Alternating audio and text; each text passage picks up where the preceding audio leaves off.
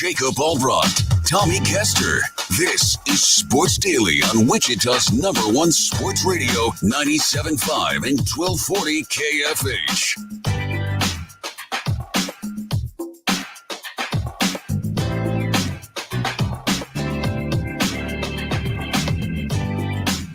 All right, welcome in, everybody, to Sports Daily. Jacob Albracht, Tommy Castor. Glad to be here with you on this Friday, TGIF. If you're listening to us in the Wichita area, we got the cold, avoided most of the snow, just kind of a dusting. So let's look at it glass half full. We're going into the deep freeze for a while here. So stay warm, everybody. We'll do it. We'll hang in there. Hate this time of year. Everybody does. It just kind of grinds through. Thank goodness for college basketball. We'll get you ready for a college basketball weekend coming up on the program today.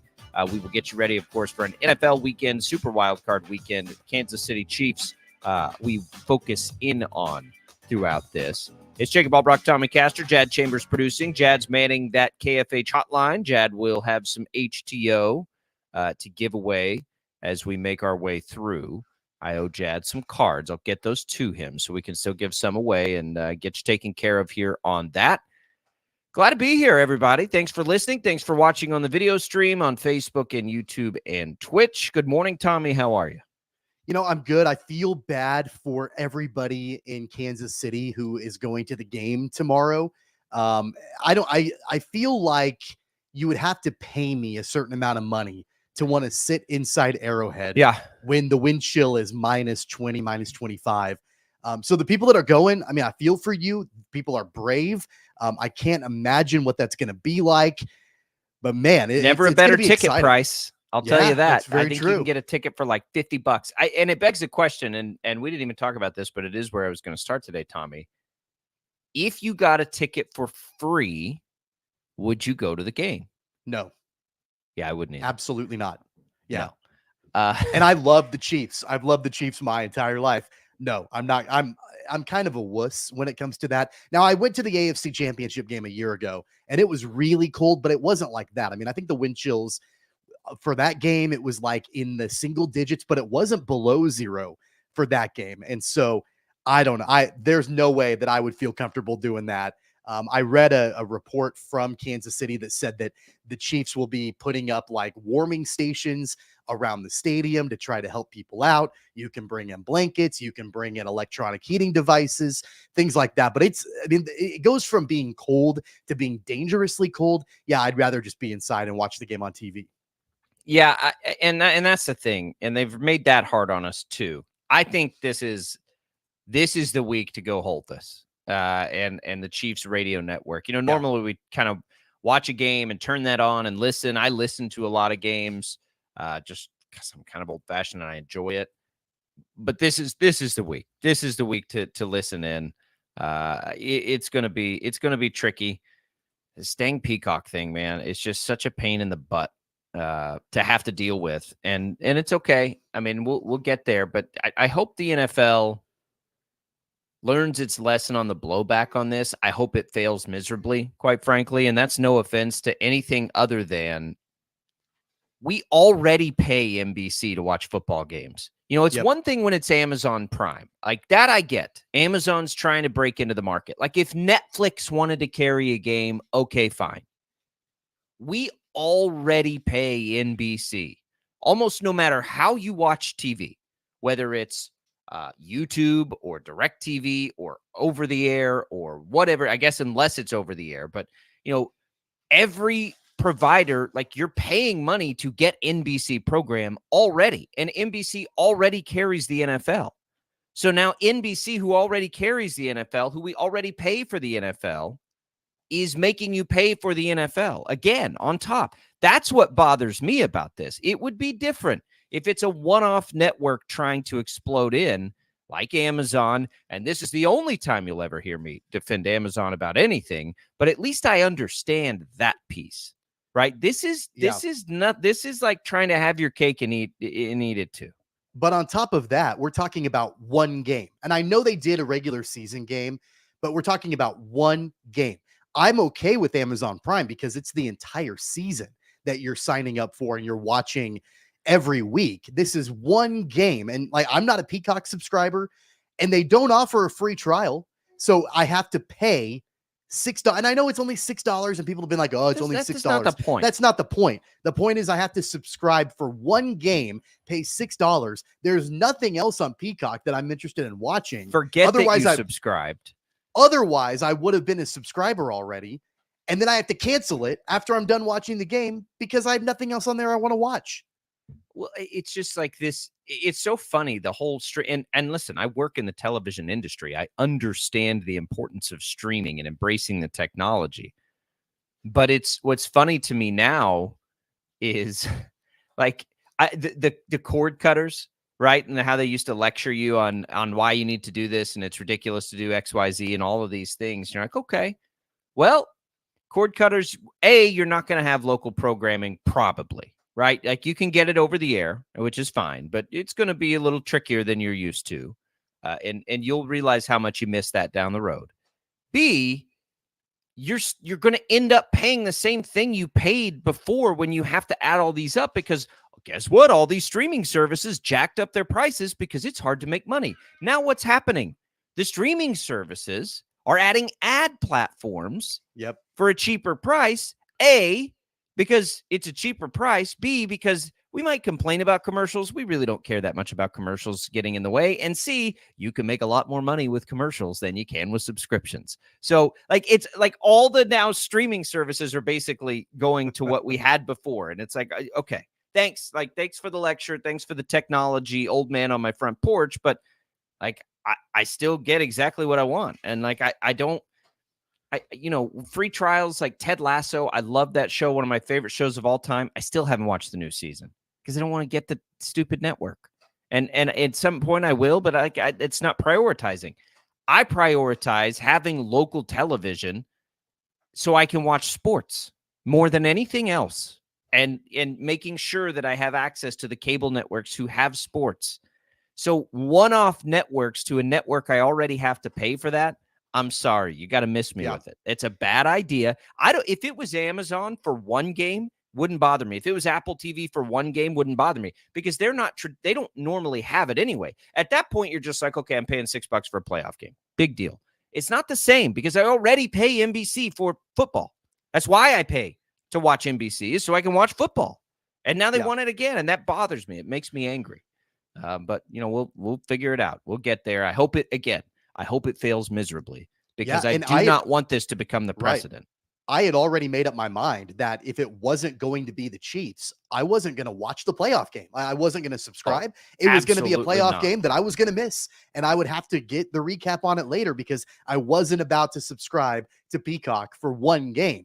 Now it's the Chiefs, and I'll be honest with you, I had a pretty long debate in my mind about whether or not I was going to actually subscribe and pay it. And it's the team that I love, and I'm not 100% willing to go down that road. Miss me with the whole it's only $6, and I've heard people say that. That's not the point. I've heard people say, well, don't buy your Starbucks this week. That's not the point. It's not about how much. It could be $20. It could be 50 cents. It doesn't matter the price. It's the principle behind it that I'm with you. I hope that the NFL learns their lesson with this. And the other thing I want to point out too is that you've got, outside of the big metro areas, Kansas City, Wichita, some of the other areas. And I know you can watch it over the air in Kansas City, but in the larger cities outside of Kansas City, that's one thing. But there are a lot of rural Chiefs fans in Western Kansas and rural Missouri. They're older. Maybe they don't know how to access that. They don't know how to download it. Maybe they don't have great internet speeds. They're going to have a hard time with that. And I know that's been a discussion for a long time with all the streaming platforms, but you're talking about inconveniencing these people for one game. And hopefully, and I don't know how much power the teams have in this, but I can imagine that Kansas City and Miami, I would think those organizations are not too thrilled about this. Well, look, I'm curious to see it, because the Taylor Swift factor may make it worth it for Peacock in this one-off. But I cannot imagine, especially with Kansas City and Miami getting the game locally, that the subscriptions will add up to the ad revenue lost by NBC, because the number of eyeballs on this game are not going to be anywhere close to what they are on the rest. And I hope they learn a lesson, and I hope they never do it again. And especially in the playoffs, the NFL has made a living like owning a day of the week. And to go down these roads I just don't know why the league thinks this is necessary. So ESPN Plus, right? It was kind of a nuisance when it started, but as it's come, it also makes us realize, you know what though? Like now we get to watch all the games at least, right? And for a lot of programs and a lot of schools around the country, that was something they didn't have access to before. That's a good thing, right? Technology's caught up for the most part. That's a good thing because you couldn't get the games earlier. We can not only can we already get this, we already pay for this. Yep. And that makes it very different and very stupid. And again, no offense to anybody that works for Peacock, I hope this fails miserably because this is a bad precedent. This isn't good. It's not good for, selfishly, it's not good for local television. I hate it for the industry that I work in. Sports are a big part of what we do. It's a big part of the business model. And you mentioned not getting your Starbucks, Tommy.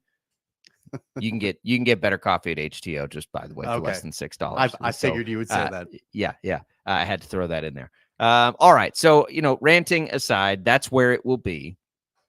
The cold weather, we started that with, would you go for free? I don't think I would either.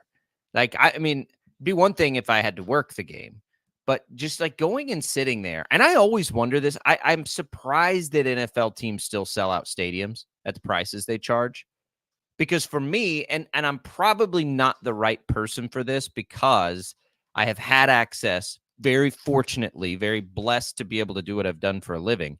I've had access to so many of these games, to work that it's always weird for me to pay for it. And that's one thing. But the other is like, especially with football, it has become such an incredible television experience that I am stunned people pay what they pay to not see the game on television because the broadcast quality is so good and you see the game in such a different way. For me, it's like go to the tailgate and then watch the game on television, but they still do it. I am surprised teams can still get these things sold out the way that they can. And I know you want to be a part of the experience, but not this time. I wonder if they'll sell it out. $50, I think, is the going rate right now for the rest of the Chiefs day. Like they're trying to get rid of them because it's going to be miserable out there. Yeah, that is bad. When you compare the price for the game, the $50 price tag, and then you look at all of the other home playoff games in the Patrick Mahomes era, man, like we're talking 5 times the $50 or even more. Like I think for the AFC Championship game, we paid, man, $400 a ticket, something like that. So this is quite a steep discount. And it's not, I saw some people say, well, the price tag is lower because the Chiefs aren't as good. That has nothing to do with it. It is 100% the forecast and how miserable, and not only just miserable and uncomfortable, but I want to emphasize this, how dangerously cold it's going to be. I hope that there are really good measures in place at Arrowhead to keep people safe, because we're not talking just about like an uncomfortable, miserable time. We're talking about a dangerous time. Yeah, it's dangerous if you're not prepared. People that are going to that football game are prepared, right? Like technology is so much better now than it was during the Ice Bowl, and we're not quite there yet. It's going to be cold, but they'll have things in place. You're also like huddled up like cattle. You can kind of cuddle with a stranger a little bit here and just feed off of that too. I don't want to sound like a bunch of pansies up here. Like you'll be fine. Like go enjoy the game, have fun, scream. I'm talking like anytime during a football game. To me, like I'm surprised, but I'm happy for it because it makes the experience on TV even better for those just watching it. All right. So we talk about this cold weather. I do, Tommy. I know you think there's a narrative with Miami and you don't like. I think this is a major factor, and it will go to the advantage of the Chiefs. Let's talk about that when we come back. We'll dig into this game in just a little bit. We're going to have Wyatt Thompson in our next segment. The voice of the Kansas State Wildcats will join us. Curious to get his take on K-State. We'll have him. We'll get into the Chiefs Dolphins. We will get into our football picks in general with Paul Savage in the next hour. We'll give away some HTO. Plenty to come here on KFH on this Friday. By the way, Chiefs games are available live for free over on KNSS and on the Odyssey app. Tune into KNSS Saturday night for wildcard action. Chiefs hosting Miami, frozen prairie of Arrowhead Stadium. You can download the Odyssey app or search for KNSS at kickoff. So if you're not around your actual radio, you can still listen to the Chiefs Radio Network right there on KNSS. I suspect there will be a whole lot of people doing that this week. We'll come back. More Sports Daily right after this.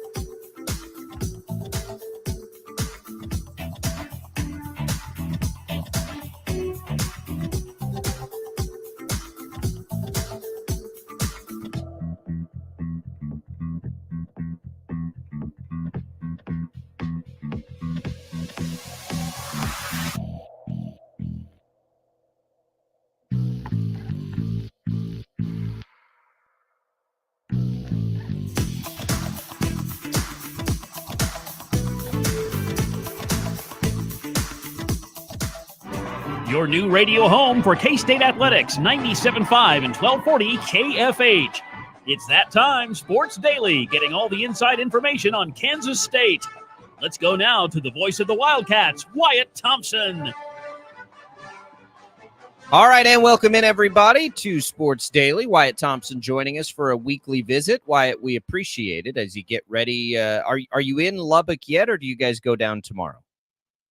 We actually fly at 1 o'clock this afternoon, and as you know, it's the weather's a little bit dicey, but I think we'll be okay getting out, and supposed to be about 50-ish degrees there, so looking forward a little bit forward to that. 50 degrees. I bet it's windy down there. As a Texas Panhandle native, it always is. The beautiful southern part of the Texas Panhandle, a little below where I'm from. But it's been an interesting story here as we look at, the Big 12, the way it's gotten started. A lot of the top teams have taken their lumps early, and here sits K-State and Texas Tech at the top, both winners in their first two conference games, both. It's the Scott Drew tree versus everybody else right now in the Big 12. They're 6-0. Everybody else has a loss. But, K-State and Texas Tech were pretty similar coming in, I think. Nobody knew, a lot of what to think about them. And here we go. This just feels like a marginally large game looming here for K-State to go on the road and try to get one. I agree with that 100%. I mean, you look at what K-State has done. 12-3, 2-0 in the league, and then 13-2 and 2-0 for Texas Tech. I think everybody felt like Coach McCaslin would do a good job there and would have a real quality team this year, and that's kind of played out.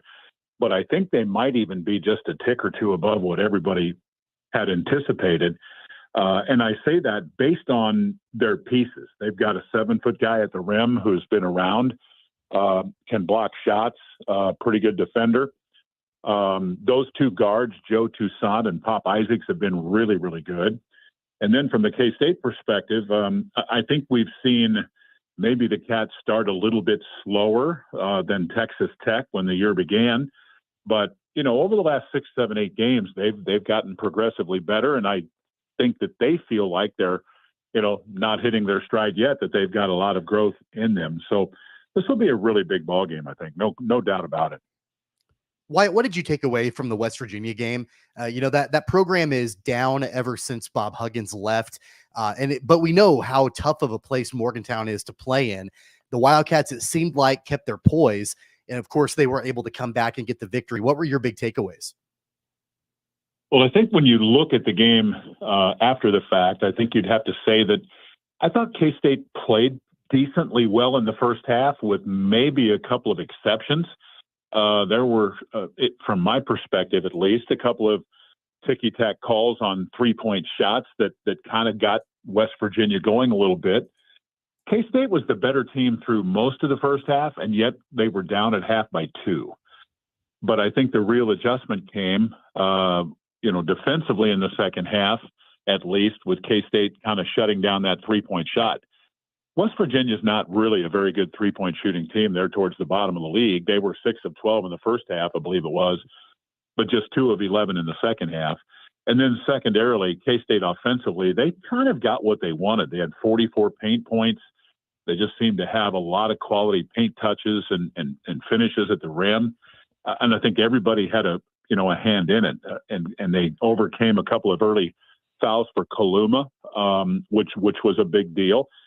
And I guess the third thing I would add is and we've seen this over the last 3 or 4 games, Dorian Finister's starting to kind of figure some things out and getting a little bit more of an opportunity. But I was really thrilled for Jarrell Colbert in that game at West Virginia. He didn't play a ton, but he had an impact. And he's such a good athlete and player.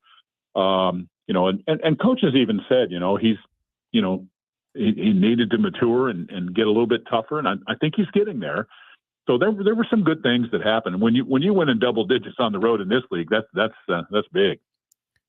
Yeah, I agree. I've gotten to the point, I think, at least through January 12th, I would say that I think I'm more impressed, Wyatt, with the job that Tang and staff have done this year than the job they did. I know they surprised us last year, but as we look back at the roster, they had a couple NBA guys on that roster.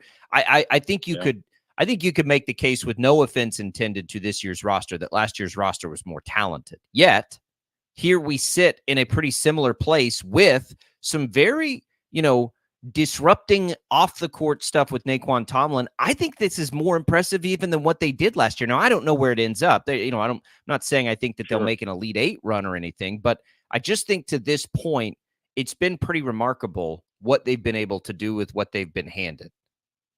I think you said that very well, because we were all surprised last year, weren't we? I mean, K-State was kind of, off to a decent start, won some games in that preseason tournament, but then they caught the eyes of everybody when they went on that road trip and won back-to-back at Texas and at Baylor. I mean, that kind of catapulted them into a different stratosphere. And I think what you're saying is absolutely right. It's such a great thing to have the kind of impact players that K-State had a year ago with Marquise Noel and Keontae Johnson. But I think it was more than that. And I loved, and I mean that sincerely, I loved Desi Siddles. Ish Masood really had a nice role. I was sad to see him leave the program, but certainly understand it. So it's a good thought. And in this particular case, I don't think K-State is as explosive as they were a year ago. I think most people would agree with that. And you're probably right in that these guys have, done a better job with this group and still continue to do so. Visiting with Coach last night on the radio show, sometimes he says, I love visiting with him on a lot of different levels, but, he'll say some things, from time to time that really, really grab you. He mentioned as one example, I think everybody is impressed with what David Gasson has done lately, but you look at, his numbers in the last four. I mean, he's even figured out to a degree some of the foul shooting, and it isn't just that one thing. It's as we talked about, you got Dorian Finister helping out, and you've got, if Jarrell Colbert could do even what he did the other night, right? And then Will McNair has been, I'll be honest, he's been a better player for K-State than what I thought he might be in the beginning. And Coach is the first to tell you he's just scratching the surface of what he could be, and is understanding his role better. So there's a lot of meat on the bone still left, I think, for this team, so to speak.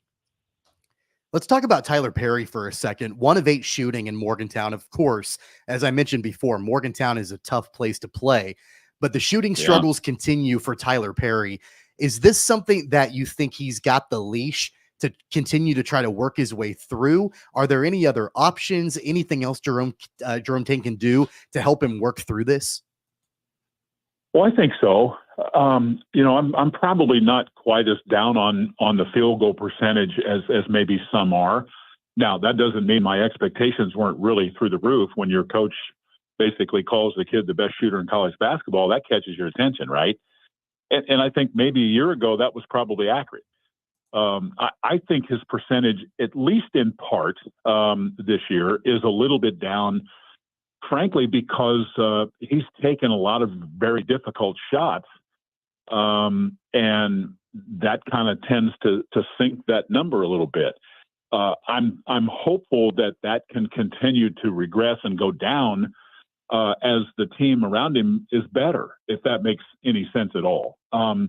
He's still going to be a guy with the ball in his hands and what have you, especially with you mentioned Naquan, and I talk about this all the time, but having Naquan out, who might have been their best player, and then losing Quez, who probably was going to be their sixth man, that's pretty significant. So there's not Tyler's going to have lots of opportunities. You just have to hope that they continue to grow around him and he doesn't have to take as many shots. I mean, think about the other night. If you watch the game, he probably had 3 or 4 shots at the end of shot clocks that he just had to force up that had almost zero chance to make, or very, very little. Would you agree with that? I think that's the way I saw it anyway. I would, and it's weird too, because I don't know that they have a choice, do they? Like, do they have any other option? They sort of, and based on, some of the circumstances you spelled out there, I think a lot of times you would say, all right, it's time to rein that in. but they can't really rein that in. Like I think everybody knows, like they just sort of need him to, be the sort of shooter they brought in, but at the same time, they're finding ways to win this game. I don't know how sustainable those two things will go together, but it's been okay so far. So what would be the point, do you think, where it's like, okay, that's enough, we can't do that anymore? Yeah, it's a really good question. It's probably one that I don't know that I'm sharp enough to answer, really, because I think he's still going to have the ball in his hands a lot. I guess what I'm trying to say is I think they're continuing to get better offensively. And what I'm hopeful of is that he just isn't put in that situation as often. And I think there are times when, well, a couple of thoughts. One, we mentioned a moment ago that he takes some very difficult shots at the end of shot clock situations. But would you also agree with the fact that he's passed up some opportunities too? I mean, I think back to the UCF game where there was one time he had literally a wide open 3-look with feet set and didn't shoot it and passed it. And when they went to timeout, all of the coaches got in his ear and said, shoot the ball. And then the next thing you know, he's on a personal 12-0 run and ends up with 25.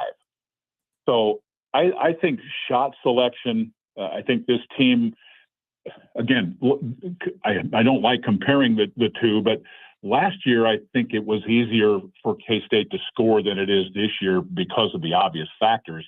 This time it takes really everybody being really a part of it. Paint touches, those types of things, ball reversal, good quick cuts. If they're not doing that, and sometimes they don't, then they struggle, a little bit on the offensive side. But when they're doing it, I think they can compete with anybody. Let's talk about the Big 12 for a second, Wyatt. Of course, in the Wildcats opening conference game, they beat UCF by 25 points. Then the Jayhawks go to UCF and lose by 5. Just another example of how wild and crazy this conference usually is. Do you anticipate that we continue to see that sort of thing as conference play continues? Well, I think it is a possibility just because, I don't know how you feel about Kansas, and I'm certainly not necessarily an expert on them, but I do watch and pay attention. They didn't play to maximum level the other night, but give UCF credit in many ways because, let's be honest, K-State jumped on them here, and I think they were in shock early and tried to fight back in the second half, and K-State took that punch and punched back and just ended up winning 77-52 and played one of their best games of the year. I didn't think, in all honesty, that KU played all of that well, but UCF has enough length and athleticism. And the key was they made some shots and that place was hopping. I think that was the thing that maybe shocked me as much as anything. I knew the game was going to be sold out. When they were here, they were thrilled about that. But I mean, that place was on fire. And I think that's going to be, the way it is in a lot of these arenas around the league. And people expect it to be tight. I don't know if you thought Houston would win at Iowa State. I thought they had a great chance, but they didn't. So there's risk involved almost everywhere for virtually almost everybody, at least to a degree, every time you go out on the road. It's just hard. Wyatt, we look at this game this weekend. We talked just a little bit about the surprise maybe that both teams are. What have you seen? Have you seen any of Texas Tech? What can we expect out of the Red Raiders? Well, I would say that you first have to start with Grant McCaslin, the coach, because he has them playing with a great deal of confidence. They're playing pretty free and easy. I think they got a real big-time shot in the arm when they won at Texas to start league play midweek last week. And then they kind of just blitzed Oklahoma State in game 2, 90-73. Their guards are really solid. Joe Toussaint, a guy that K-State had interest in from the portal, ended up coming down to K-State and Tech, and he ended up there, and he's done a really nice job. But Pop Isaacs is just playing at a crazy level here over the last 5-6 games. I think he's averaging like 21-8 and is shooting the ball exceptionally well. And he just does so many things in terms of his ability offensively. So those guys really have been very good. But there's a couple of other guys that I would mention here. Warren Washington, their 5-man, long, athletic, can block shots, plays really, really hard. So there's 3. And then the 4th guy is Darion Williams, who was the Mountain West Freshman of the Year last year at Nevada. He's undersized as a 4-man, but you're going to see Saturday if you watch the game. He's really active, plays hard. They're not the deepest team, but I think that first 5, 6, 7 guys, they're pretty legitimate. I kind of like K-State, sounds like. Wyatt, you guys will have the call. Yeah, right? Like, just get through at the start. I just, if Tyler Perry starts shooting well, I am pretty interested in the ceiling of this team. So that game's at 2:00. What do you guys have coming? Coverage begins at 2:00, and then I think the game tips at 3:00. What do you guys have coming on the broadcast for us? Well, we'll certainly visit with the coach that has the scout, assistant that has the scout, and with Coach Tang, and just kind of talk a little bit about some of the crazy numbers of the Big 12 too. I mean, my goodness, we've talked about it here, and I don't want to beat it to death, but I just think this overall strength of the league might be. We say this every year, though, don't we? I mean, but it's bigger now, so it's fair. Like, there's more teams now, exactly so it's fair. Right. Totally true. Yeah, I mean, I think when you, and then you kind of look at, I mean, I kind of kept an eye on this, and I'm sure you have too. You think about Arizona and Colorado and some of those kind of teams that are coming next year. It's like, wow, where does it stop?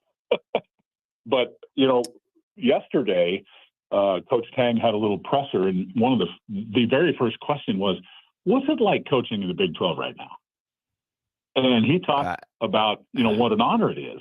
I don't know if you heard that or not, but it was really cool to hear what he had to say about it, because I think he's thrilled for the opportunity to be here and coach in this league. And he's, he's friends with so many of them, with McCaslin and Scott Drew, and, all that kind of stuff's crazy. And the league is way good.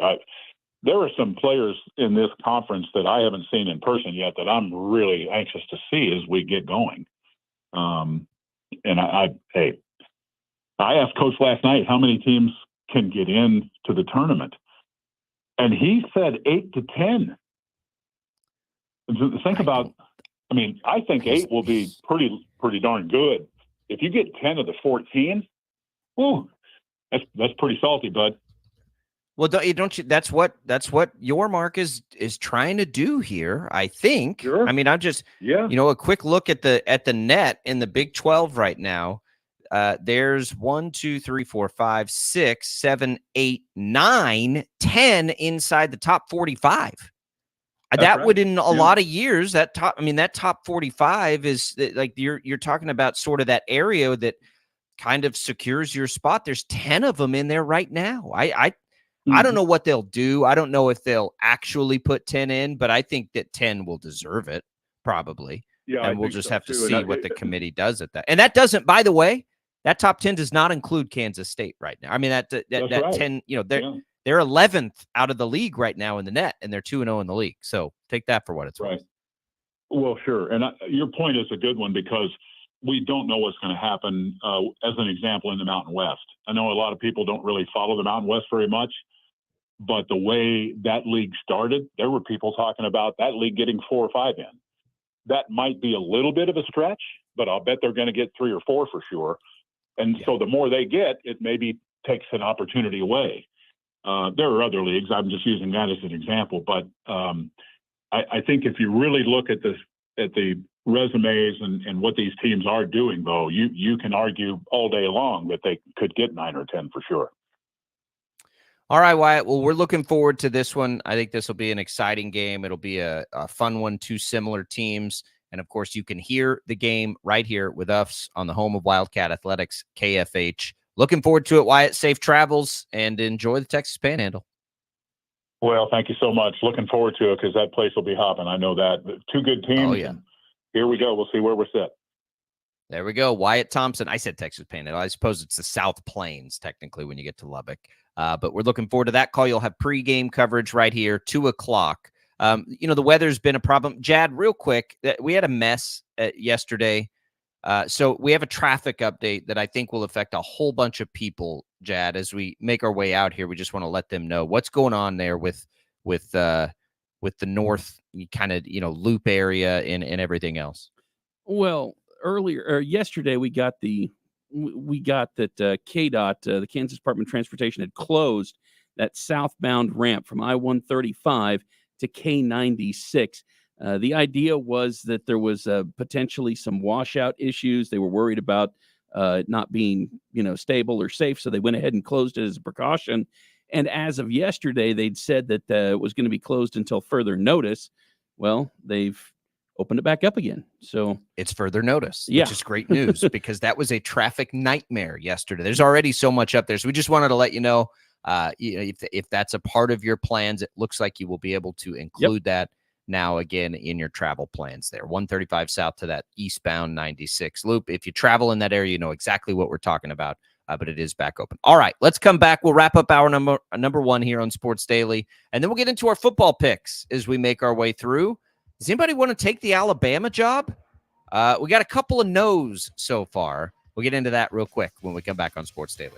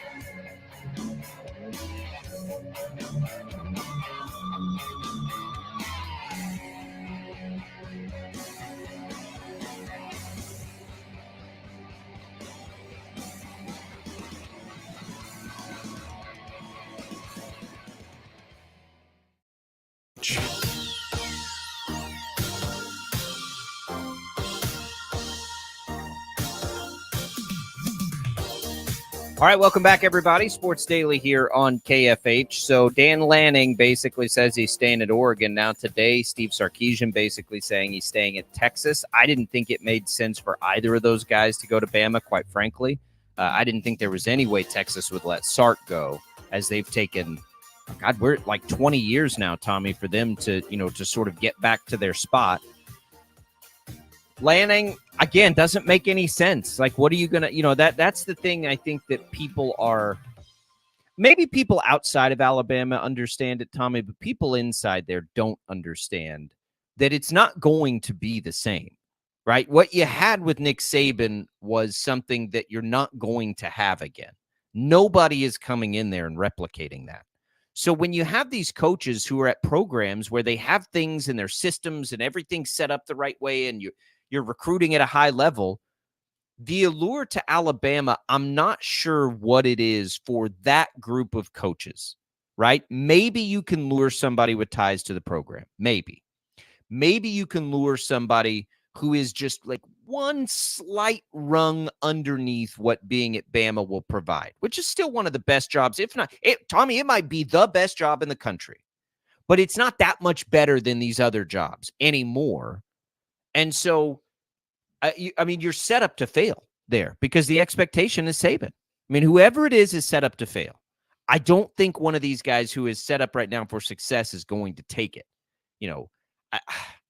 It seems like a long shot. Guys like Moore, guys like Norvell, they get a little bit more interesting and appealing here to me. Norvell he said he's staying at Florida State. So he was my guy. Oh, I didn't see that one. Yeah. I don't know if he flat out said that, but he tweeted something last night about a recruit or something and Florida State and building something. And I don't think he flat out said it, but I'm pretty sure he's staying at Florida State. So, I think you put it really well yesterday when you said that you'd rather be the guy who replaces the guy who replaced Saban, and so that I think that probably plays into it a little bit as well. You want to know who Stephen A. Smith thinks would be the best fit to replace Nick Saban?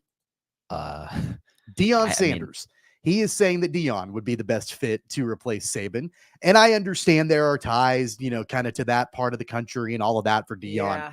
I don't know. I don't think that. No, I don't. From the personality of Saban to the personality of Deion, I'm not sure think the personality would be fantastic. I just think Alabama isn't quite ready to take, because we haven't seen we saw Deion lose in the Pac-12. Now, I'm not saying that like their roster was a little depleted, but I'm not sure. Like, let me say it this way: if you were willing to give him 5 years, okay. But I think the more likely and better case scenario for everybody involved would be like Norvell going and Deion going back to his alma mater. I hope he doesn't. I hope he stays at Colorado forever. I want him in the Big 12. Don't get me wrong. I just don't know how attractive the job is. I mean, I get it. It might be the best job on paper in the country, but is that the right fit for so many of these high-profile guys? I'm not sure that it is. We'll get into it maybe in the second hour. If not, I'll have it certainly a ton. CBS Sports Radio this weekend, by the way, 4 to 9. I'll be on there, so tune in if you can. We'll talk about it then. We'll talk about these NFL playoffs on the weekend coming up next. Paul Savage joins us. Let's pick some games here. Just a couple more weeks of our picks to go when we return on Sports Daily.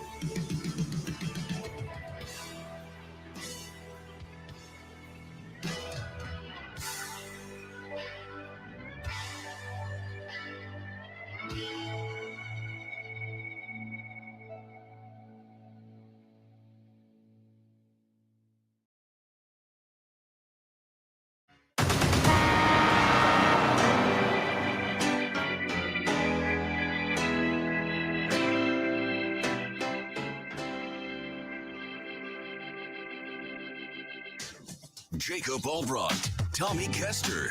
This is Sports Daily on Wichita's #1 sports radio, 97.5 and 1240 KFH. Hey, sports bettors, ready for some picks destined to fail? It's time to hear what the Sports Daily staff thinks of the weekend games. All right, welcome back in, everybody, here to Sports Daily. Glad to be here with you. Tommy Castor, Paul Savage alongside me here, Jacob Albracht. Let's go back over last week's picks. I wasn't even here. I haven't looked at these closely. But upon further review, winner, chicken dinner, fellas. Gained a game on Paul, gained 2 on Tommy. So that makes it a 3-game lead overall on Paul. A 5-game lead overall on Tommy with 2 weeks left to go in our picks. We get like 6 games. We have like 12 more games to pick. I think that's right. Is that right? Yeah. Does that sound right? It'll be 6 today, 4 next week. There's 10, and then that would be that's 2. right. That's 12. Yeah. Yeah. Okay. So, we'll get into this. I just can't screw this up. You guys are going to have to get a little desperate here if you're trying to, and that'll be the strategy to see. Are you trying to win the contest, or are you trying to just pick the best games? Because you're going to have to go contrarian to what I pick in order to do that, which will make it interesting. But we've got some good games to pick. Let's break these down. Jad can hit the music here. And we'll take them in, chronological order. So let's start with Browns-Texans. I won the week last week, so I'll go first here. Cleveland, this line has moved around a little bit. Cleveland right now down to a 2-point favorite on the road in Houston. As much as I love Stroud and what they've done in Houston, you guys know I'm wacko for Flacco. I think this is such a good fit in Cleveland. They're rested up. I like the Browns here. I'll lay the points. I'll take the Browns -2 on the road and bet against the home dog. There's a lot of conflicting trends here. Home dogs fare very well against the spread, but rookie quarterbacks fare very poorly against the spread. I'll take the Browns. I think Flacco and the Brown train can keep rolling here into the second round of the playoffs. Paul, you finished second last week. Paul, you finished second last week, so you're up next. All right. Well, here's the thing. I kind of agree with you. If we were picking, we got 12 games left, and here the strategy comes into play. I think I would take the Browns, but on this particular case, it's a chance for me to pick up a game from you. I'm going to go ahead and take the Texans. Do I think they'll cover? I don't think it's enough points. I wish it was 4, at least 1 point over a field goal. I'd like 4 better, but I got no choice. I've got to take the Texans. Tommy? Yeah, I'm going to break that tie here. And this, I think, is the hardest game of the entire wild card slate to pick. I've been really high on the Texans this season, but they have sort of declined, I think, towards the end of the year. And I know that C.J. Stroud was out for a couple of weeks with a concussion. They really kind of limped their way into the playoffs a little bit after having a stretch of several weeks that were really, really, really good for them. On the other hand, the Browns have found their stride. I'm going to go with you, Jacob. I'm going to take the Browns. I'll lay those 2 points. I feel like just with their defense and with Joe Flacco rested going into the playoffs, I like the Browns. I'll lay the 2, and I'll take Cleveland to move on. Oh, now we know the strategy. We have the strategy. Tommy's playing for second. See, Tommy's going to go opposite me. Tommy wants second place so bad he can taste it. Don't you, Tommy? Don't you? Hey, as long as I don't come in last, that's all that matters to me. See, interesting. And that is an and interesting I saw strategy. that coming when he took the Browns along with Jacob. He's not playing for first place. He's playing for second place. He wants me to be the tailgate on this deal. All right, let's go to the next one here. It's going to be hard. It's going to be a tough lead for you guys to both, come across. This will be interesting strategy. Dolphins, Chiefs, of course, the next game on Saturday. Chiefs 4.5-point favorites. Paul, you're up first on this one. Well, I think you guys are going to take the Chiefs. You're coming in from a warm weather place like Miami. It's nice, it's toasty. It's hard to recreate, a situation and like it's going to be. Because listen, it's going to be unique. Fellas, weren't they saying this is going to be like one of the coldest weekends in the history of the NFL? So I guess this is going to be one of those weekends. I should take the Chiefs. I think 4.5 will be covered fairly easy, particularly with the weather. But you know something? I'm taking the Dolphins. Got to make up ground here. Wow. Tommy, you know who I'm going to take. I've made that crystal clear this week. So are you going to go contrarian to play the game, or are you going to go with what you think is going to happen here? No, I'm going to take the Chiefs, and I know you are as well. I'll join you again on this. Look, I said it earlier this week that I don't love the narrative that Miami just can't play in cold weather, that the players just don't know how to do it. I know the stats say that they can't. I don't like that narrative. I don't think that that's why Miami will lose the game. I just think that they're hobbled some. The defense is hurt. That's the narrative I'm playing into, and that's the reason why I think Kansas City will not only win, but cover the 4.5. So I'm going to take Kansas City. I'll lay the 4.5. stylistically, I like it for the Chiefs. Injury wise, I like it for the Chiefs. But I do think that there is, Paul, you've been at this a long time. Maybe you can provide a little. There is no way that you are living in South Beach and then getting off a plane to 30 below zero, and that doesn't play a factor. I mean, it plays a factor. Well, it does, doesn't it, Paul? When you're going to games like that. Well, wait a second. There are guys that have played in other NFL franchises. I know, but they don't live there right now. I know, I'm not. I don't. But that's the difference in the narrative. I'm not saying these guys can't play in cold weather. I'm saying they haven't been playing in cold weather, right? So it will be different for them. It will be, and I've got a feeling, and I don't know what the travel schedule was, but I've got a feeling that the Dolphins probably went into Kansas City a day or two early, usually probably a few days ahead of what they normally would in this situation for a playoff game. Probably went in probably to feel the weather, to adjust the weather, to practice in the weather, to get a feel for it, and let the guys say, this is what we got to do. Okay, we got it, and go from there. They're going to do all they can to make sure that those guys come in ready to play. But you got guys that have played at Michigan and Wisconsin and Minnesota and all, Rutgers and all the places that it gets cold. So there's a lot of there. I think we put a lot of stock in cold weather and warm weather teams. And I'm not this week. I would normally, but I'm not this week. It makes no difference. Weather makes no difference, guys. By the way, I'm taking the ridiculous. Chiefs. I don't know if that was clear. Yeah, that was ridiculous okay. what I just said. But anyway, that's what I got to believe. I got no choice but to believe it. Well, yeah, because you got to pick the Dolphins. That's right. To make up some ground. All right, Steelers, Bills. The line actually moved back toward the Steelers. It was 10.5 yesterday. We took the lines today as of this morning, and right now it has the Bills as a 9.5-point home favorite. Tommy, you're up first on this one. That's a really big number. The Bills are probably the hottest team going into the playoffs, and I think that they're probably a really sexy pick to not only win, but maybe represent the AFC in the Super Bowl if they can get past the Ravens and maybe Kansas City. But that being said, it's just a really big number. I think the Bills win and move on, but I'm going to take the Steelers plus 9.5. I don't know if I can lay 9.5. That's a lot in a playoff game. Again, I like the Bills. I just think the Steelers have an opportunity to at least keep it fairly close. I mean, do you know how many times in the last 11, 12, 13, in the last 13 games the Bills have played? Paul, do you know how many times they've covered 9.5 points? 0. 2. 2. All right. Sorry. So yeah, 2. They beat the Cowboys badly, 31-10, that we remember, and they beat the Jets badly. Their last 13 games, they've covered 9.5 2 times. They haven't covered it in their last 3, and 2 of those were against the Chargers and the Patriots. Oh, Paul. Yeah. Wow. Yeah. So do you think they can do it this time? Actually, it's me first. I think I'm ahead of you, Paul. Okay, Sorry. good. I Go set ahead. myself up there. So I set myself up.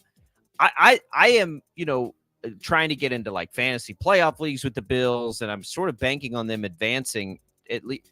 But I'm kind of on Pittsburgh to keep it close just because the Bills have this tendency this year to let people stick around. I'm going to reluctantly take the 9.5 points here. And I've only come around to that recently as I just remember the way the Bills play this year, and they love to let teams stick around. I'll take Pittsburgh. Paul, we're giving you a chance at a Buffalo Island. This is a no-brainer for you. This is a no-brainer. And I think if I remember earlier in the week, I heard somebody talking about there were some injury problems with the defense on the Steelers. They've got some key guys that are, they don't have TJ Watt. That's what I'm understanding is. I wasn't sure if he was out for the week, but that's what I was thinking about.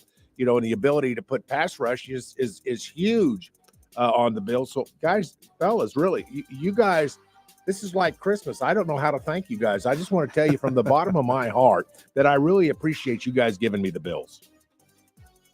There it is. All right, so Paul, that's 3 islands for Paul in the first 3 games. Something's going to happen this week for Paul Savage.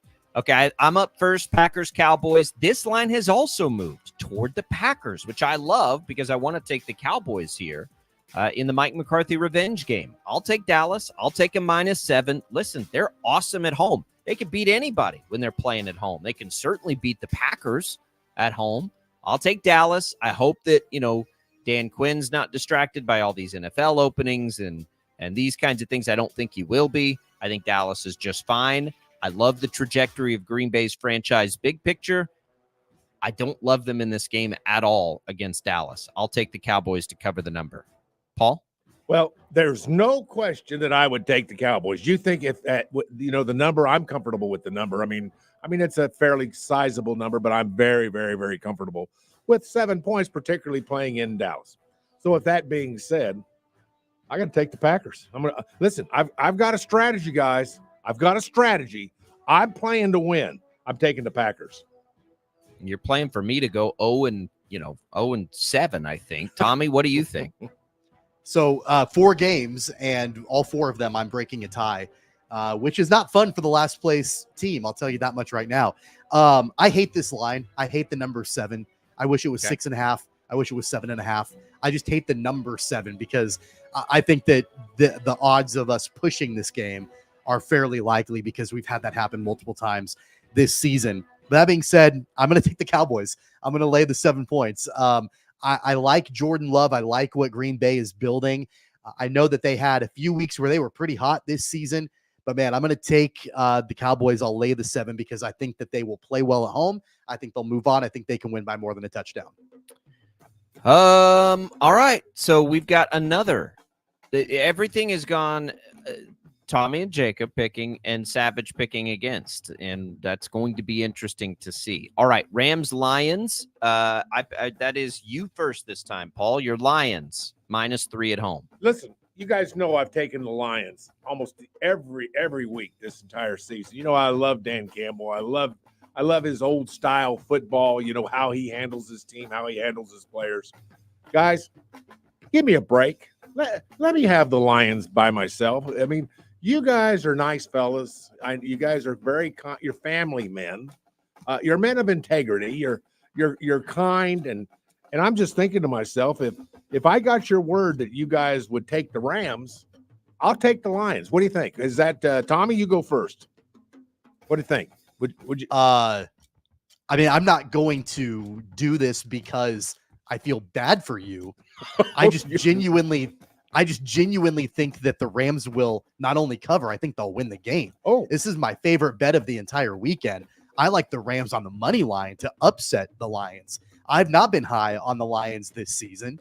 And I think that the Rams are a sneaky good pick to make a run in the playoffs. So not because of your reasons, Paul, but because of my own genuine ones. I'm going to take the Rams, and I'll take the 3 points. Okay. That's okay. Well, you know something?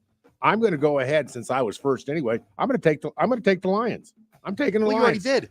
You already locked them in. Okay. They're locked. Locked up. You guys know where I'm going. I've been talking about the Rams for a long time. This lines up for them very well. I'm taking the Rams. I've been on the Rams. It's my favorite dart throw team in the postseason. I think they have, of the lower seeds, the best shot. I think they're built the right way. I think they've got incredible playmakers, and they still have Aaron Donald and a couple of guys on defense. Stafford's looked good. Everyone talks, though, about this being the Stafford revenge game. This is also the Jared Goff revenge game, right? Let's not forget about that either. He's got something to prove, and he has been tremendous at home. I'm not sure what matchup I would have liked to see the Rams take on, but I'm going to stick with it. I'm going to take the Rams. I'm going to take the points. That's a game I'll actually be betting this week. I've liked it for a long time. So, again, Jacob and Tommy on one side, Paul on the other. Tommy, you're up first with our last one, Eagles-Bucks. Buccaneers 3-point dogs at home. What do you think? It's been so much fun to watch Baker Mayfield play this season and kind of his revitalization in Tampa Bay. But that being said, I don't like the Eagles. I don't like Nick Sirianni. But I'm not sure there's a more desperate team in the playoffs than the Philadelphia Eagles to turn things around after their late season slide. If the Eagles lose this game to the Buccaneers, then I think that it's legitimate rumblings that Nick Sirianni might be out in Philadelphia, or at least those conversations, because of the way that things have fallen apart for Philly and the way they limped into the playoffs. So because the Eagles are desperate, I'm going to take Philly. I'll lay the 3 points. I think they're going to do everything in their power to stem the tide and turn things around. Okay, that makes me next. So you're taking Philly, Tommy. I've had such a hard time with this game. I'll just take the home points out of principle here. I think these two teams are similar in the sense that either one of them could lay an egg, and it wouldn't surprise me. I will say, though, Philly's secondary has been their issue, and I do think that favors the Bucs to some degree with Mike Evans, Rashad White as a pass catcher, Chris Godwin out there. So I'll take the Bake Show and 3 points at home, and that'll be our first different pick there, Tommy, and that's maybe one of the reasons that I am very, very on the fence here, but I'll take the home points. Paul, what do you think? Which Eagles are going to show up? The ones that were pretty darn good in the first half of the season, or the ones that have kind of stunk up the place in the second half of the season? Which set of Eagles are going to show up for this playoff games? That's my question. I guess that's the total question anybody who's going to bet this game is going to ask. Because if it was the first half of the season Eagles, I think they can handle the Bucs without much problem. But that's not who they've been in the second half of the season. However, I've come this far going opposite Jacob. But Jacob's got the Bucs. He gets 3. I'm going to take the Eagles, and I'm going to lay 3. I've got the Eagles, boys. Paul and I are different on every pick. Every pick. That will be something to see. Never happened before. I don't think it's ever happened in so. picks. I don't think so. That's not. I did have something to say Jeff. on that, though. It has come very close to happening where one person has gone against the picks of everybody else. And in every time that's happened, something very unusual happens. They split. They wind up going 3-3 and that really changing. Yeah. So that's kind of how it usually happens. If one of us is very right, the other one's in big trouble. That's I right. guess is the only way that makes much of a difference. We probably do overthink that to some degree. Also, I've got to Nothing say though, this. and nothing will top my 0-10 earlier this season, though. Yeah, that's pretty. I mean, that's a really hard thing to accomplish. Pretty impressive. It's pretty impressive Dang. to do if you're trying to do it. Yes. Quite frankly. Well, it's just as hard to lose a game as it is to win a game. Yeah. When you're Speaking of impressive, though, I do have to say this, and this is something I've noticed, and I think I mentioned to Paul last week off the air. This year, when you were talking about Packers Cowboys, Tommy, you mentioned that 7 number could wind up with another push. That'd be 8 on the year. In previous incarnations of Sports Dailies, we would actually tease whole numbers depending on who the home team was to avoid that sort of thing. But since we've stopped doing that, we have never had this many pushes in a season. And really, I know you're trying to pick really hard games to pick, and I think it's kind of a testament that you've done so well doing that because we've had so many this year. Well, maybe this is so maybe this is the day that we say let's take the Cowboys Packers game. Do you guys want to up at a half point or drop it off? No, and the reason is, and that's intentional, because now we can actually bet in the state of Kansas. So I think that people listen that have actual interest in betting and maybe our thoughts on these games.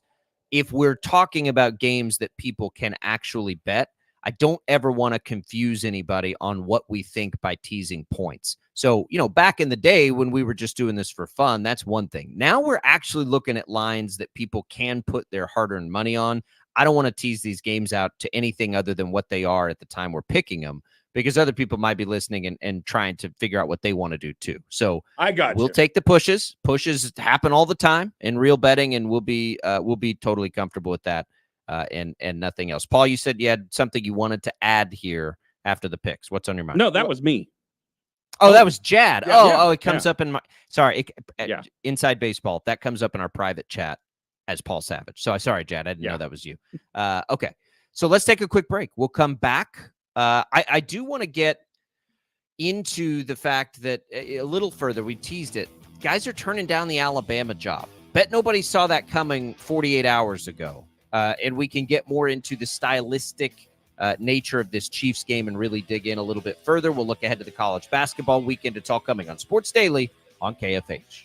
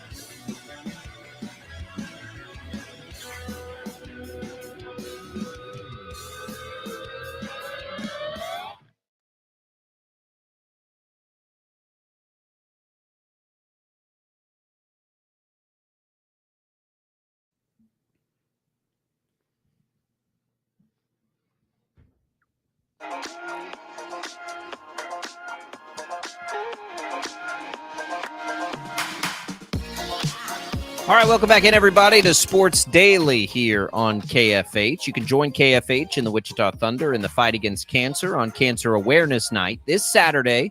Come out to Intrust Bank Arena for the Gold is Ice Charities hockey game to support a great cause, which begins at 5:15 before the Thunder take on the Cincinnati Cyclones. Your admission to the game gets you into both events. Find out more at wichitathunder.com.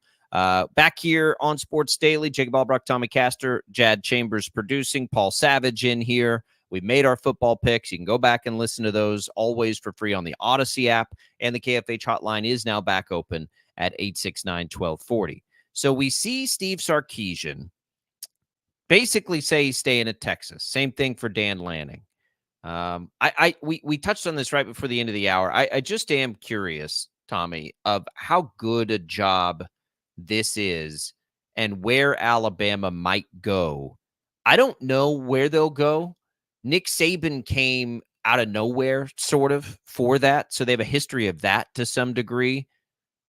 I just think, like, for Alabama, they've got to go get the most experienced. And this is not a direct, like, don't think I'm saying and advocating and saying this is a possibility. I don't think that it is. But the kind of coach, like, when K-State and KU hired Chris Kleiman and Lance Leipold, they hired them because they're just great football coaches, not anything else, great football coaches. I think that's what Alabama probably needs to do here. Yeah, I wouldn't be surprised if after all of these coaches that have reaffirmed their commitments to their current schools, Dan Lanning, Steve Sarkisian, it sounds like Mike Norvell at Florida State's kind of the same way. If they go to somebody that maybe might not be the best idea, but they have a fit, like a Lane Kiffin or a Dabo Swinney, those are coaches that it wouldn't shock me. Of course, they both have ties to Alabama.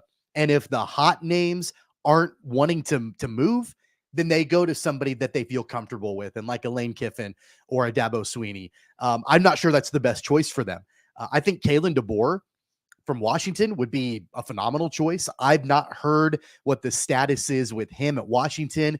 I know at one point there was speculation that he might be discussing a new contract with Washington. And that's the thing, is that the Nick Saban move is really good for all these hot coaches, because even if they don't make a move to Alabama, they're in for raises and contract extensions at their current schools.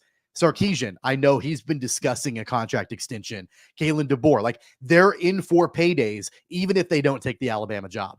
Wow. Paul, how good is this job following Saban? Yeah, I think it's a great job for the right guy. And you guys are saying all the right names, all the names that sportscasters and everybody else thinks should take the job, guy. And by the way, the coach at Washington, I believe I heard just this morning, so I think it's fairly new. I heard this morning that he's not interested in this job. A lot of guys won't be interested in the Alabama job. I mean, you're going to the state of Alabama. I mean, this isn't exactly California or Florida or somewhere glamorous or someplace easy to recruit. It's Alabama, for guys' sakes, but it's got a great reputation. One guy for me, my choice. If I was the AD, I'd be placing a phone call to Urban Myers. That's who I'd be calling. Urban Myers has baggage. I don't think the baggage includes his last day with, wasn't the Panthers he had? Who was it? Was it the Jaguars? It was the Jaguars. I knew it was one of those.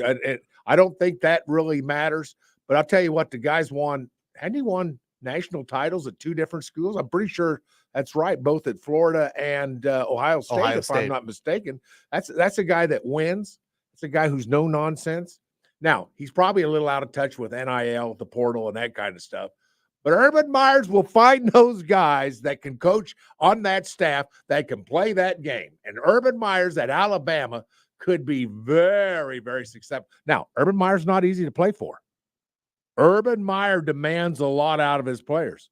But Alabama's on the other hand, Urban Meyer. Huh? There's no way. Alabama, Nick Sure. Saban has established such a high standard of conduct and behavior.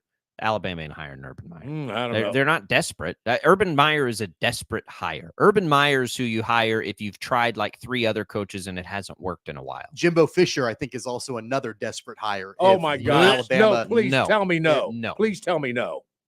Guys, it's going to be Kalen DeBoer. It's going to be DeBoer. I just, like, he checks all the boxes. He's canceling local radio interviews today.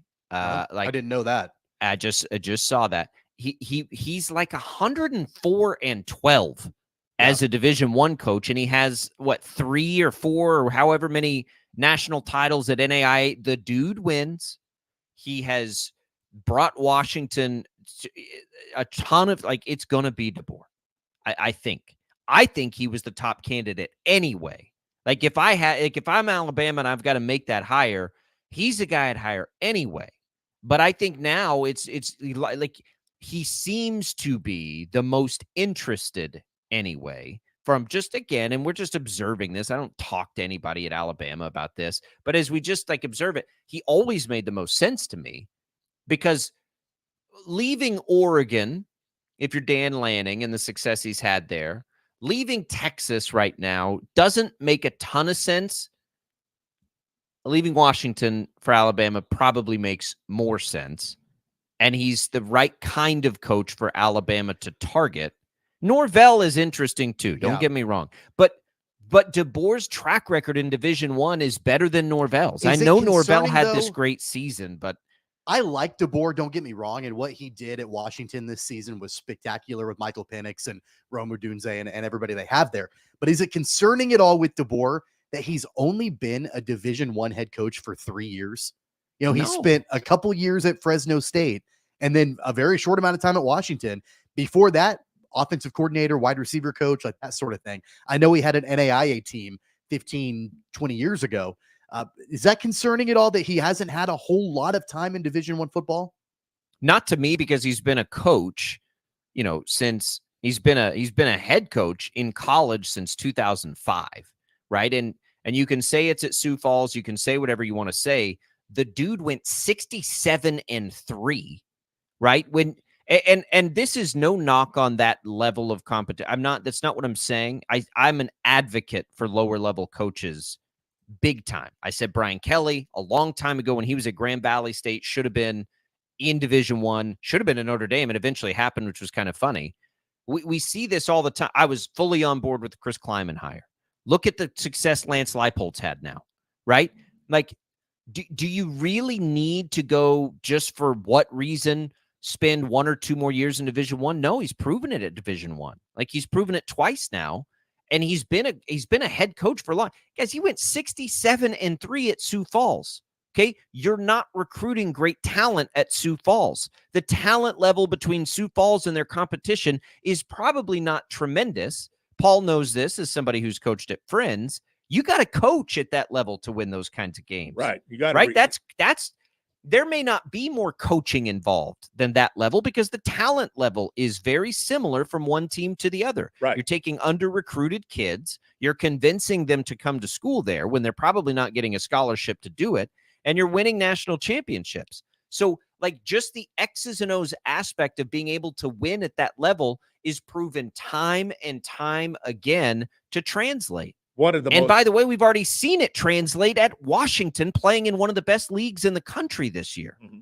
So he's the best hire to me, has been, and I think he's interested. I think he's going to be the coach. Well, but one of the things that I think athletes will be interested in as to who is this coach that at Alabama will be his record on getting guys to the NFL. See, that's the one thing about Nick Saban.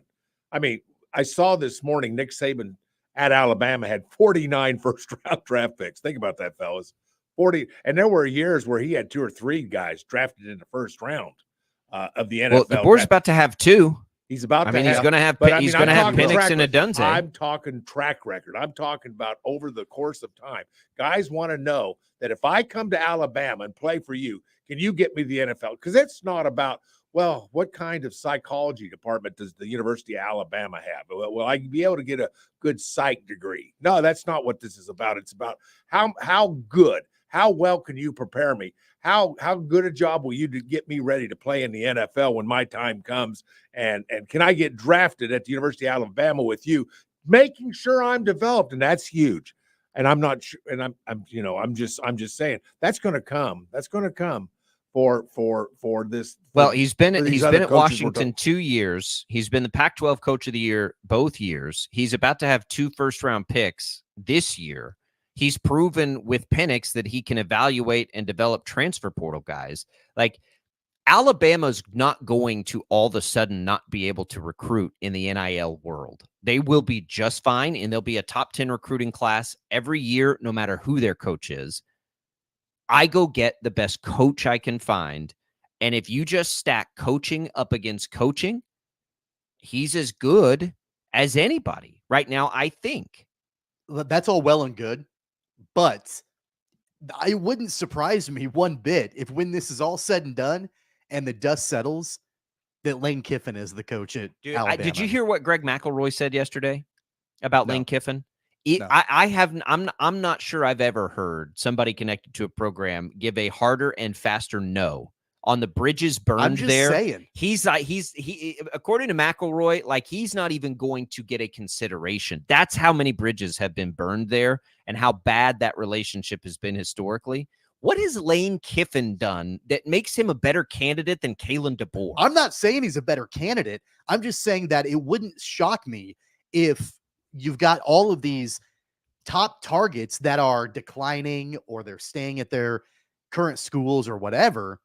And Alabama's like, fine, just bring in Lane Kiffin or bring in Dabo Sweeney. Like, they've got connections, just bring him in, and it's kind of like what we talked about before about how it's going to be, unless you are a Kalen DeBoer type coach, it might be a little bit of a struggle, at least initially at Alabama, to stay relevant and coming off of everything that Nick Saban built there. Yeah. So I wonder if, like, at the end of the day, if Alabama's like, we can't get our number 1 choice or number 2 choice or number 3 choice, let's just settle on Kiffin or settle on Sweeney. Lane Kiffin has he had a great year last year. Don't get me wrong. 11-2 in the SEC is impressive. He's never had the kinds of years that DeBoer has had almost every year he's been. I'm not debating the capabilities, and I'm not like DeBoer is a better coach. Bottom line, hard stop.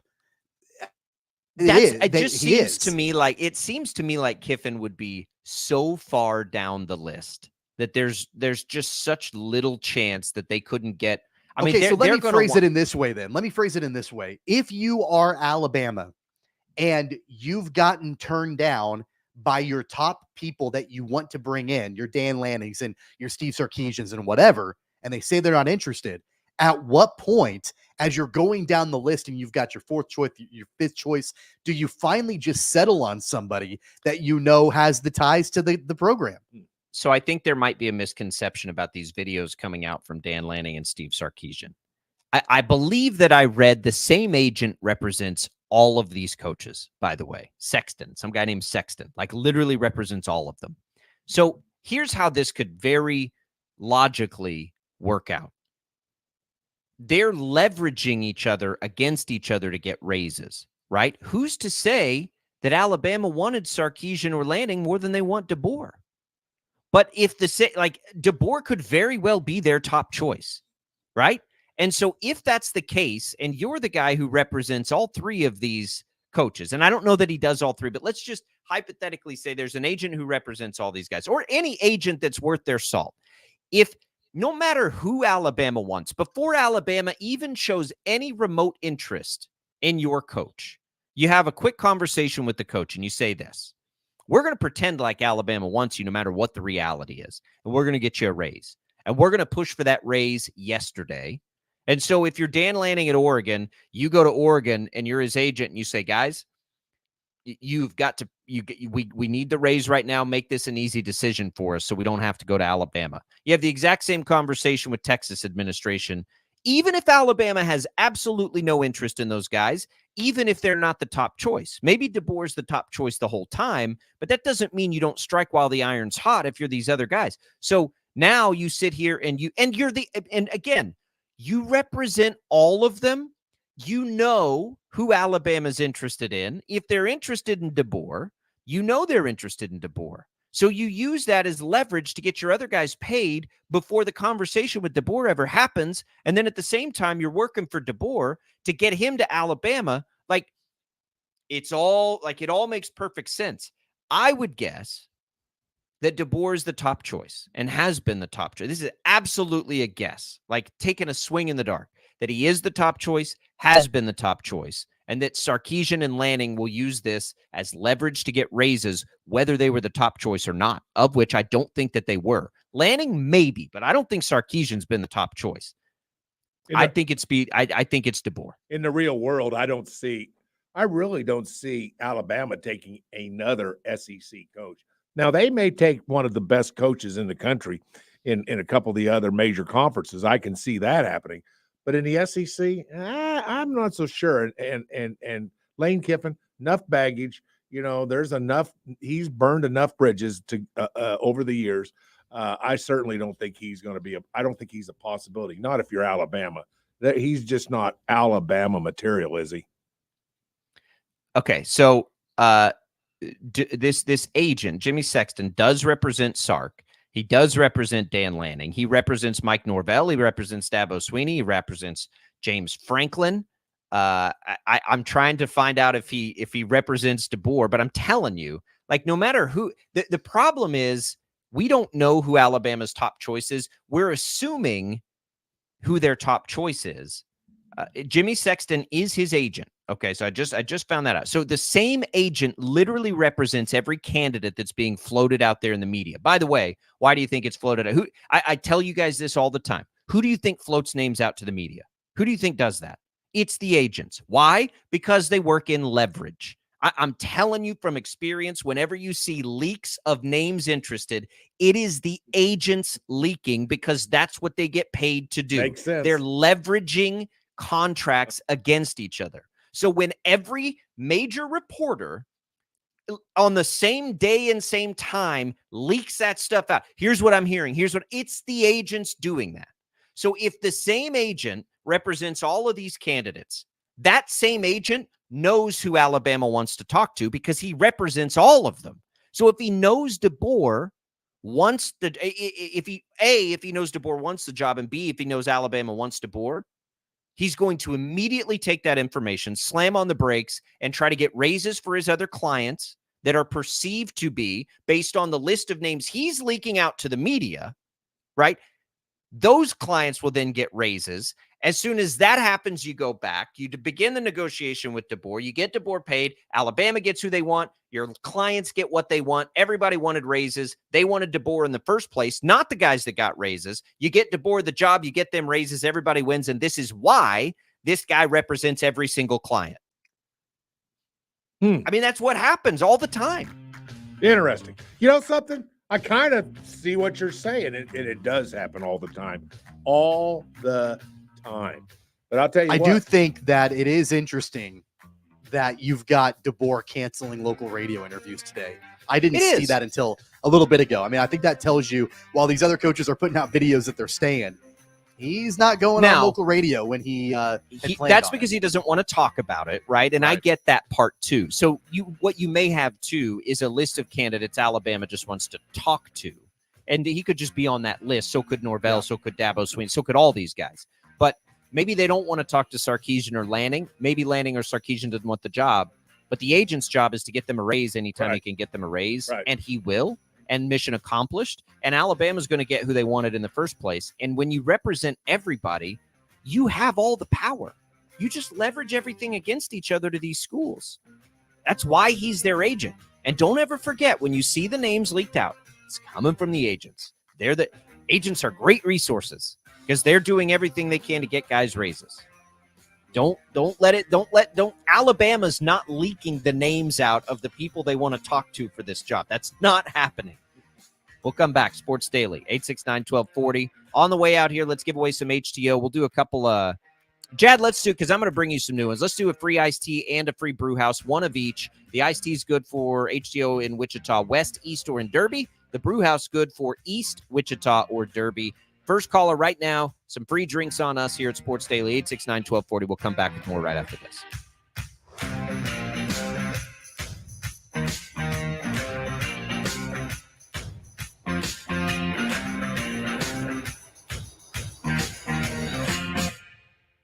.97.5 and 1240 KFH. Come and enjoy a free birthday boil at Hook and Reel. Valid only with a minimum of a 2-entree purchase, proof of ID, and also valid 3 days before and 3 days after birthday. Located in Town East Parking Lot, East Kellogg.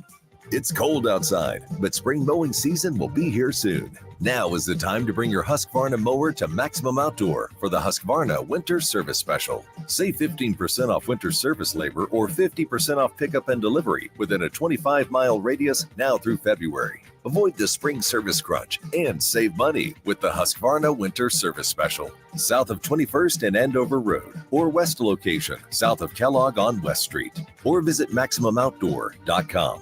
Market Tax Services knows retirement is the promise you've spent your working career to fulfill. But are those savings in danger from unexpected taxes? That's where the team at Market Tax Services comes into play. We meet with and help people just like you every day. The best part? Our team of in-house CPAs and tax professionals not only assist with the tax savings, but tax planning as well. Don't wait until tax season. It could be too late. Call us at 316-803-1040 to get started today, or learn more at markettaxservices.com.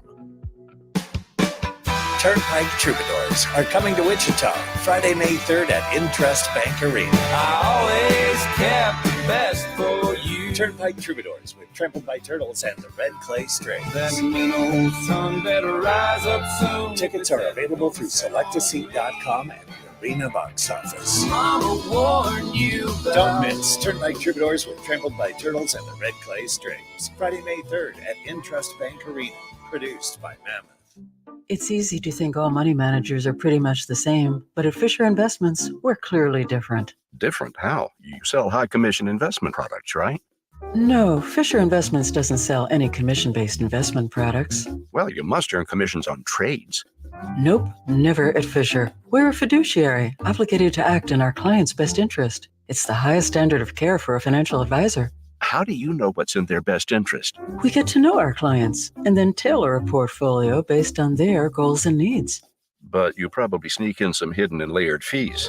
No, we have one transparent management fee structured so we do better when our clients do better. Wow, you really do look out for your clients. That's because our top priority is helping them achieve a comfortable retirement. It might be why most of our clients come from other money managers. Visit FisherInvestments.com to find out why investors like you switch to us. Fisher Investments. Clearly different money management. Investments and securities involve the risk of loss. Work or play, Line-X of Wichita has you covered. Our spray and bed liners come with a nationwide lifetime warranty. We carry and install truck accessories, window tint, undercoating, and more. Stop by or call today, 316-858-1197. Don't just protect it, Line-X it. Spangles would like to know, is it pecan or pecan? We're not sure, but we do know you'll go nuts over the Spangles Caramel Pecan Pie Slide. It's a slice of hot, tasty pecan pie layered with our lactose-free vanilla soft serve and drizzled with Ghirardelli sea salt caramel. Whichever way you say it, the Spangles Pecan Pie Slide is only at Spangles. Freshness made to order. Spangles, it just tastes better. Rich, full-bodied vanilla with a touch of sweetness and Jim Beam whiskey. And a Pepsi. It's the newest cocktail taste sensation at Spangles. The rich taste of vanilla, the smooth taste of Jim Beam whiskey, and Pepsi. It's a tasty combination. Get your hands wrapped around a new vanilla Jim Beam whiskey and Pepsi cocktail at Spangles. It's delicious and available for a limited time right now at Spangles. Spangles, it just tastes better. This is a special alert to all Americans who own a vehicle with less than 200,000 miles with an auto warranty about to expire or with no warranty coverage at all. Due to a decline in the economy, CarShield is announcing a low-cost month-to-month vehicle protection plan that is now available to the public to save any driver out-of-pocket expenses on future auto repairs. Call now to find out how you can pay almost nothing for covered auto repairs. Yes, you heard that correctly. Pay almost nothing for covered auto repairs. An open phone line has been established for all drivers to call for a free quick quote. Call 800-973-7809 now. Drivers who are covered will not have to pay for covered repairs again. This protection plan is at an all-time low. Additionally, drivers who activate this vehicle protection today will also receive free roadside assistance, free towing, and car rental options at no additional cost. Call us for your free quick quote today. 800-973-7809. That's 800-973-7809. What do you have to lose? Call 800-973-7809. Again, 800-973-7809. It's time to get back to the sports talk. All right, let's do this thing. Go! Sports Daily is on KFH.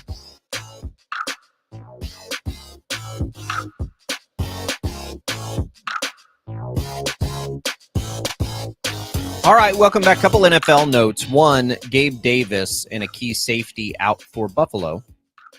So keep an eye on that. That is a pretty interesting development when it comes to Gabe Davis, especially as Stephon Diggs has not been as good. Congratulations, by the way, to Jason for winning some HTO Brewhouse coffee and iced tea. The other headline is Gerard Mayo is the guy in New England. And I think like there's a part of me that thinks Kraft must just be really, really high on Mayo, and maybe that has something to do with pulling the trigger here. He becomes barely the youngest coach in the NFL. Paul, you've experienced this a little longer than Tommy and I have, but it is strange to have NFL head coaches getting hired that are younger than me. And you know, good for Gerard Mayo. Like I think that's a cool hire. I don't know much about, you know, his resume or anything, but clearly Robert Kraft is high on him. Well, obvious because it went so quickly. I mean, you know, you would have thought this would, you know, such a job as the New England Patriots, it would take a little time. But obviously this whole situation came down with Kraft knowing what he wanted to do, who he wanted, and how to handle this and get it done and get this switched over. I don't know much about this young man. I really don't know the ins and outs on his relationship with Belichick. But, you know, good for him. He's a young guy. As long as he hires coaches that know more than him, he'll be in good shape. You know, the younger coaches need to hire coaches that know more than them. And sometimes that's a problem. But if you can get past that ego-wise, hire guys that have position coaches that know their position, know things that you don't know, that'll be a big boost, and you can become successful. And we'll see how this plays out. But this kid was in the wings the whole time, probably the whole half of the season. I know that Gerard Mayo has been thought very highly of in that organization, and there was a succession plan that was put into place in Gerard Mayo's most recent contract. That's why Robert Kraft was able to bypass the coaching search and all of that, because they communicated that to the NFL. That's per Adam Schefter. So good for Gerard Mayo. It looked like he, you know, is the guy to succeed Belichick. That's going to be a tough job. Oh, yeah, it will be. Yes, it will.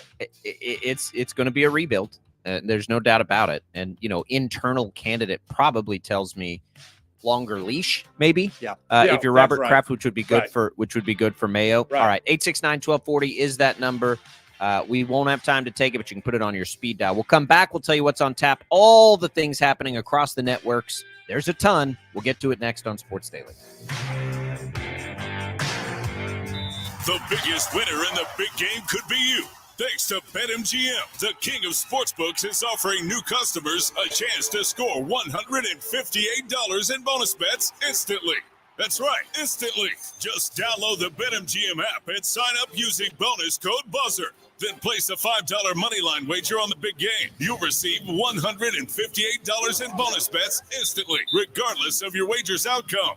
Don't miss your opportunity to cross the goal line on the money line as pro football's top teams clash for the championship. Can't be in Vegas for the big game? Then bring the big game excitement to you with the king of sportsbooks. BetMGM and GameSense remind you to play responsibly. See BetMGM.com for terms. 21 plus only. Kansas only. New customer offer. Subject to eligibility requirements. Rewards issued as non-withdrawable bonus bets that expire in 7 days. Gambling problem? Call 1-800-GAMBLER. In partnership with Kansas Crossing Casino and Hotel. Go Hog Wild Pit Barbecue. Hog Wild, get some for you. Ever stare at the Hog Wild menu and feel like you can't make up your mind because it all looks so good? Well, Bingo Brashear's Hog Wild partner and general manager at 21st and Tyler has the tastiest solution. When I want a little bit of everything, I get a little bit of everything on Hog Wild Smokestack Sandwich. On a butter-toasted bun, we pile our hickory smoked beef brisket with juicy hot links, and you top it with our award-winning barbecue sauce. The hard part is choosing between fresh curly fries, classic baked beans, or coleslaw on the side. Hog Wild Pit Barbecue's hero of a sandwich saves the biggest appetites from indecision at all 6 locations in Wichita. Also in Derby, El Dorado, Hutchinson, and Salina. Go Hog Wild Pit Barbecue. Hog Wild, get some for you. But don't be late, we close at 8. Save big money on Clearview Cabinetry. Clearview Cabinetry starts as a kitchen built for now and grows with you as life changes. It's flexible by design with full access cabinet construction, so you can go from doors to drawers for storage that works when you need it. Explore Clearview's cabinet options in store and on Menards.com and save big money today. Big buys, big savings. Check out more of our great deals going on now at Menards. Save big money at Menards. Join us at Odyssey as we all do our one thing. Together, millions of things for our planet. Resolve to recycle more. Recycle paper, bottles, and cans directly, and recycle old clothes by donating them. When we each share one thing, it becomes a million things for our planet. What's your one thing?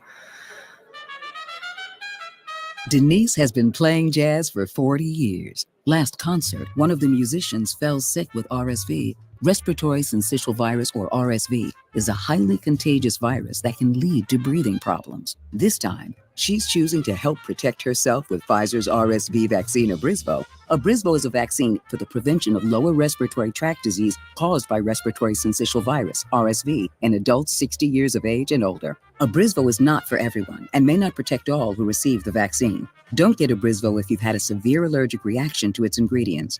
People with a weakened immune system may have a decreased response to Abrysvo. The most common side effects are tiredness, headache, pain at the injection site, and muscle pain. Ask your pharmacist or doctor about Pfizer's RSV vaccine, Abrysvo, respiratory syncytial virus vaccine. For full prescribing information, please call 1-844-989-7284 or visit abrysvo.com. Brought to you by Pfizer.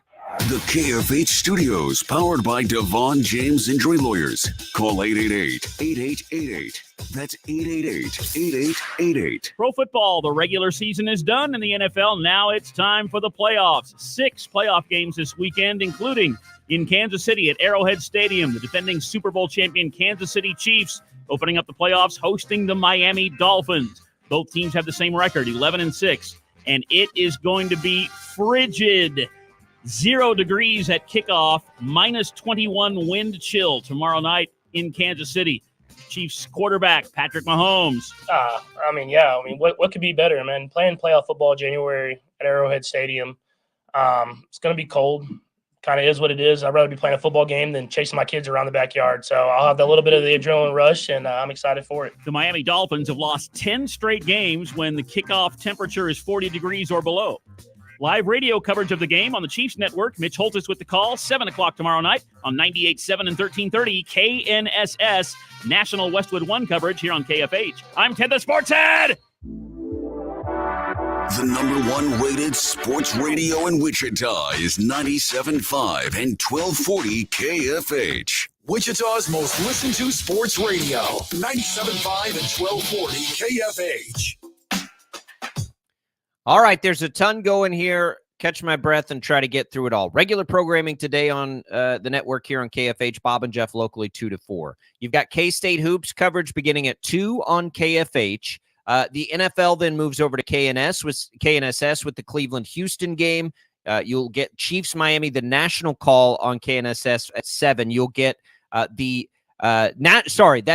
Chiefs Radio. The national call will be here on KFH at 7 o'clock Sunday. Wichita State pregame at 11. You've got Wichita State women at 1:45. You've got the NFL all over KFH, all 3 games at those times. Hope that wasn't too confusing.